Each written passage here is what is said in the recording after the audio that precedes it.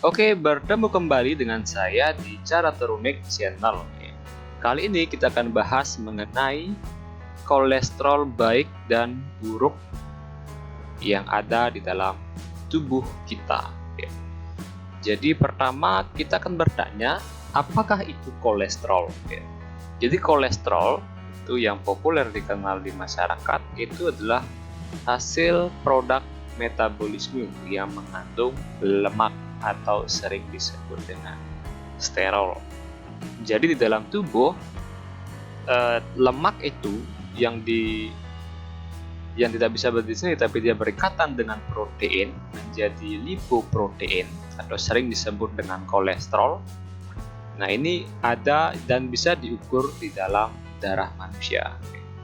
Kolesterol dalam darah itu memiliki ikatan lemak dengan protein, sering dikenal dengan istilah lipoprotein. Jadi batas normal kolesterol dalam tubuh adalah 160 sampai 200 mg. Jadi ada banyak jenis kolesterol atau lipoprotein di dalam tubuh kita. Nah, kita akan kupas di video kali ini dari apa jenisnya, kemudian apa manfaat kolesterol dalam tubuh, kemudian juga bagaimana cara mengukur dan berapa nilai nominal untuk mengetahui aman tidaknya kolesterol tersebut di dalam tubuh kita. Nah, itu penjelasan singkat dengan kolesterol. Kita menuju selanjutnya, fungsi kolesterol dalam tubuh.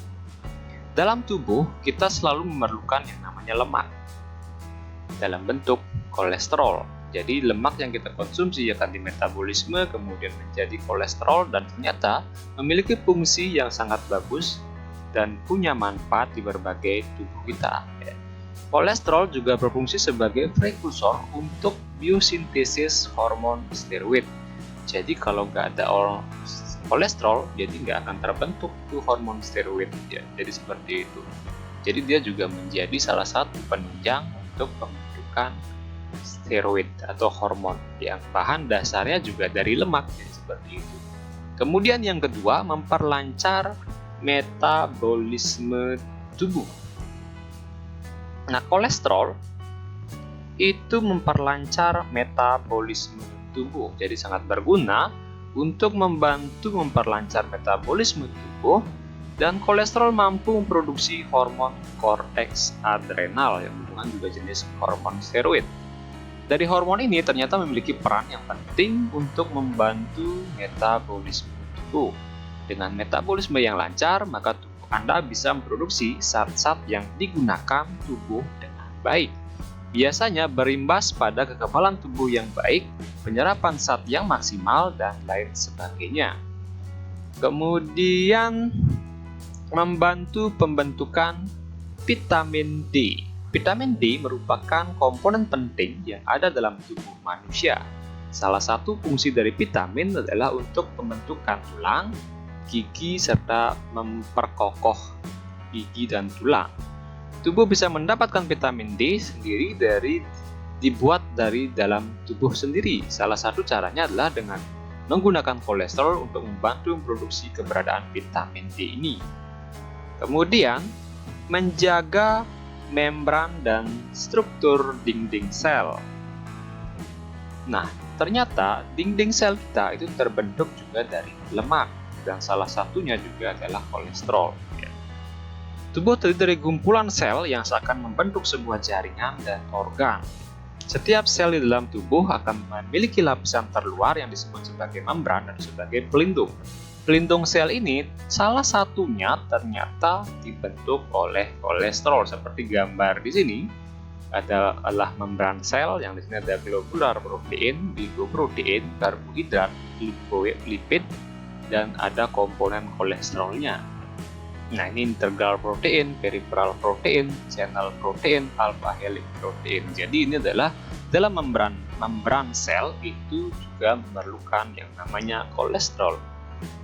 Jadi kolesterol yang bersifat lemak yang kaku sehingga lebih ideal untuk menjaga keutuhan sel ketimbang jenis lemak lainnya dalam tubuh. Sel yang kuat akan membentuk jaringan dan organ yang berfungsi optimal. Jadi seperti itu ternyata manfaat kolesterol di dalam tubuh kita. Cuma kolesterol ternyata memiliki dua jenis yang berbeda. Ada disebut dengan LDL dan ada HDL. Sebenarnya ada banyak jenis, tapi lebih menonjol di dalam kesehatan itu dikenal dua hal ini, dan ini menjadi indikator dalam kesehatan seseorang.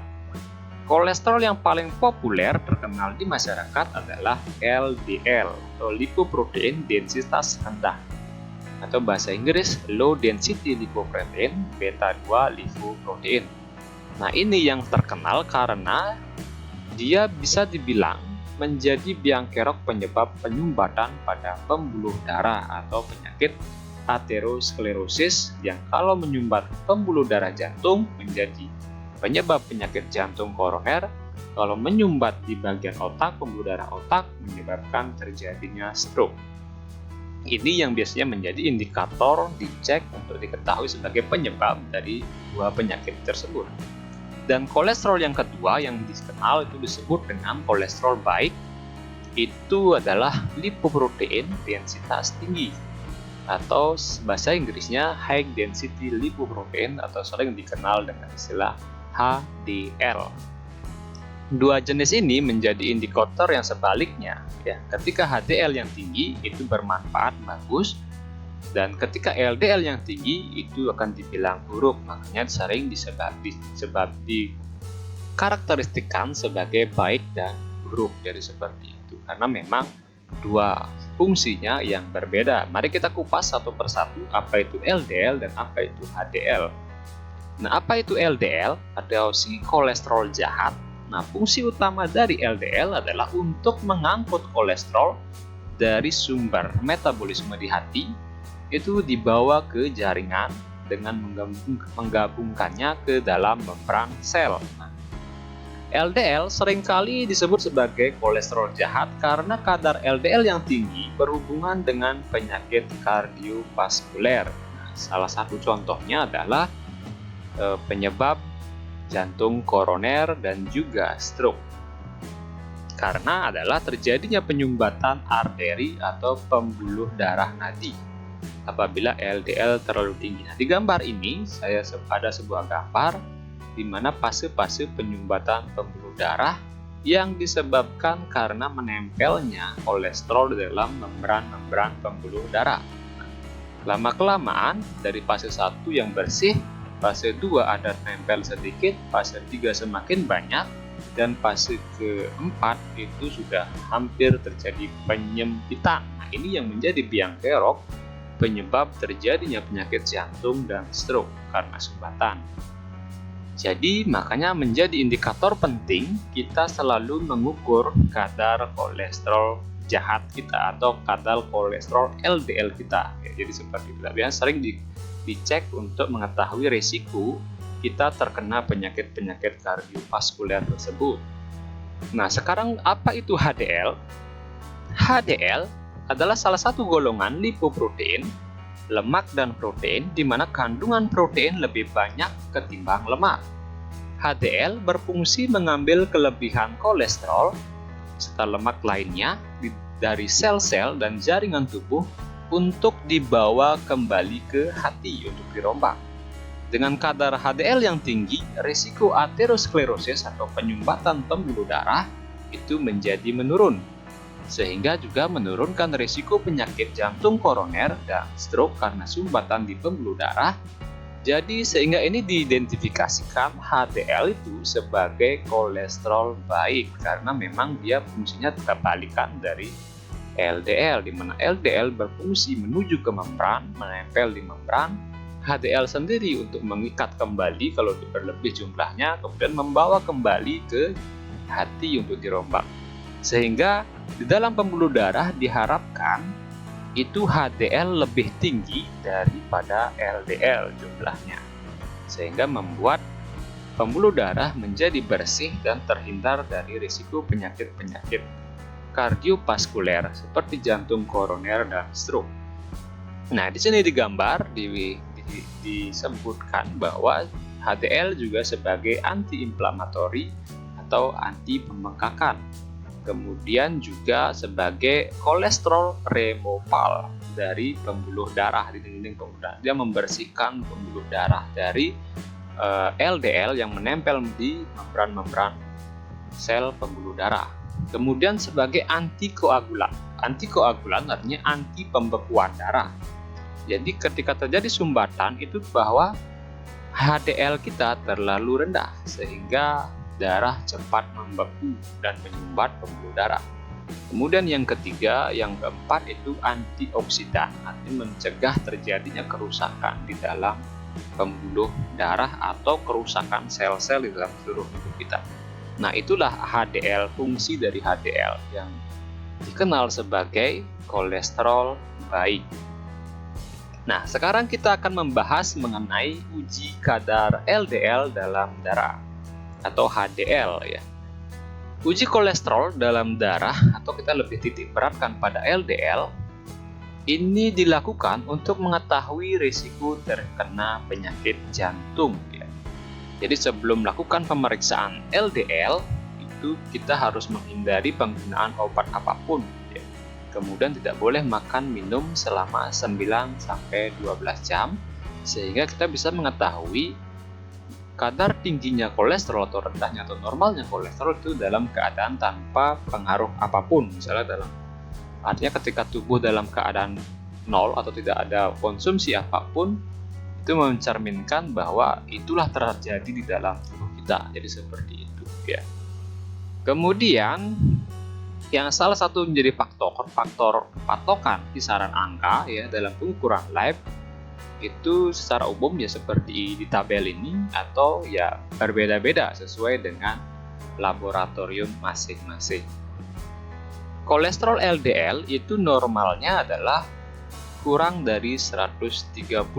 Nah, apabila DM ya diharapkan lebih rendah lagi di bawah 100. Karena kalau kita kencing manis atau DM, diabetes mellitus, itu sudah molekul glukosa yang banyak di pembuluh darah itu sudah membuat darah menjadi lebih kental.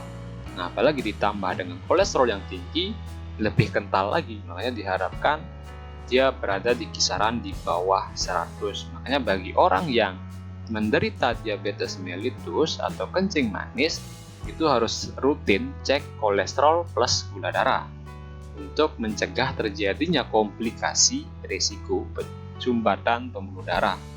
Kalau sumbatannya di otak itu akan menjadi stroke, kalau ke jantung menjadi pemicu penyebab terjadinya penyakit jantung.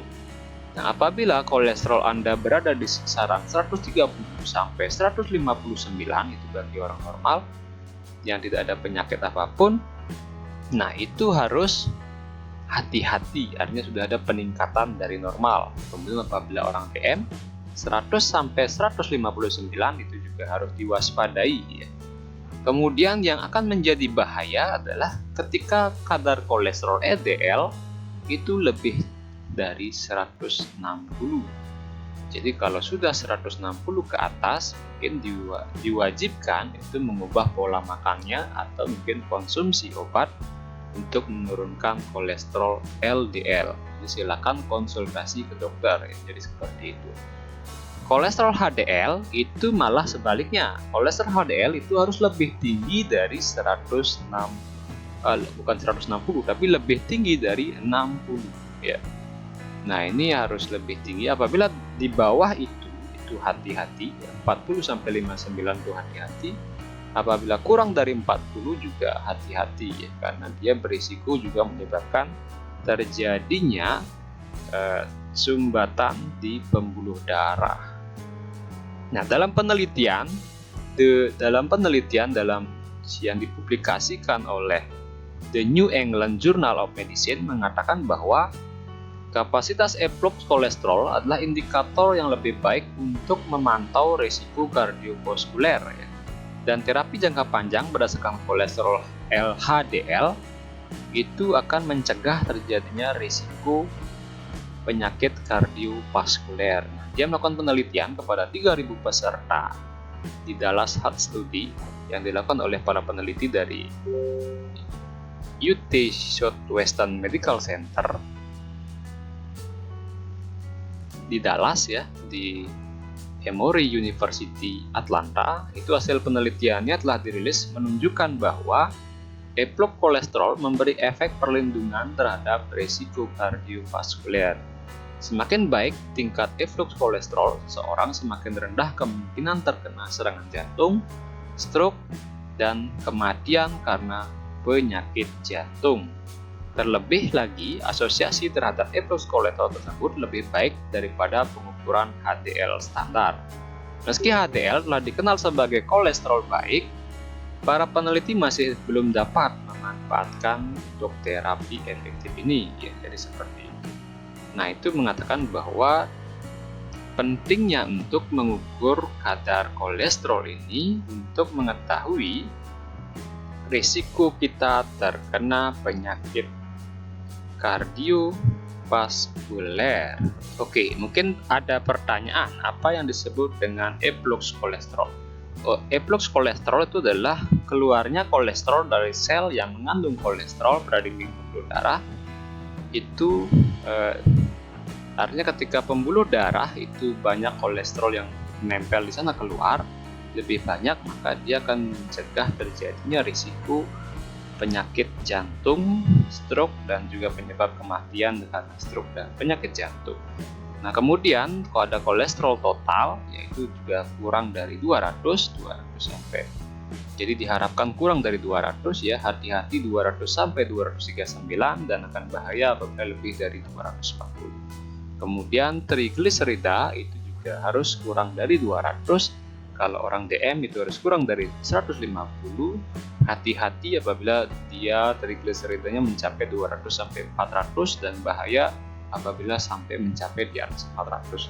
Nah, ini hanya bisa diukur apabila menggunakan pendekatan laboratorium. Jadi darah diambil dari pembuluh darah vena, kemudian akan dicek di laboratorium sehingga mendapatkan data yang lebih akurat. Jadi LDL, HDL, kolesterol total, dan trigliserida. Biasanya ini juga sebagai indikator untuk risiko penyakit kardiovaskuler. Nah, jadi itulah manfaat dan juga pentingnya kita mengenal kolesterol di dalam tubuh kita dan juga pentingnya kita melakukan tes untuk mengetahui risiko yang bisa terjadi pada kita, apalagi sudah ada penyakit kencing manis atau DM atau mungkin sudah hipertensi. Nah, itu juga penting untuk mengecek. Atau mungkin sudah usia atau ada gejala, misalnya sering nyeri kepala, kemudian sering kesemutan. Nah, itu kita perlu untuk mengecek juga kadar kolesterol kita, apalagi ada riwayat keluarga penyakit jantung gitu. Nah, itu kita perlu sekali untuk mengecek kadar kolesterol di dalam darah kita. Oke, sekian dulu dari penjelasan kami mengenai apa itu kolesterol, baik kolesterol jahat, apa itu kolesterol baik, dan manfaat kolesterol di dalam tubuh kita. Jangan lupa like, kemudian komen, dan juga share video ini, dan bantu kami untuk mensubscribe channel YouTube ini. Dan saya ucapkan terima kasih atas perhatian Anda dan telah menonton video channel ini. Sampai jumpa di video selanjutnya.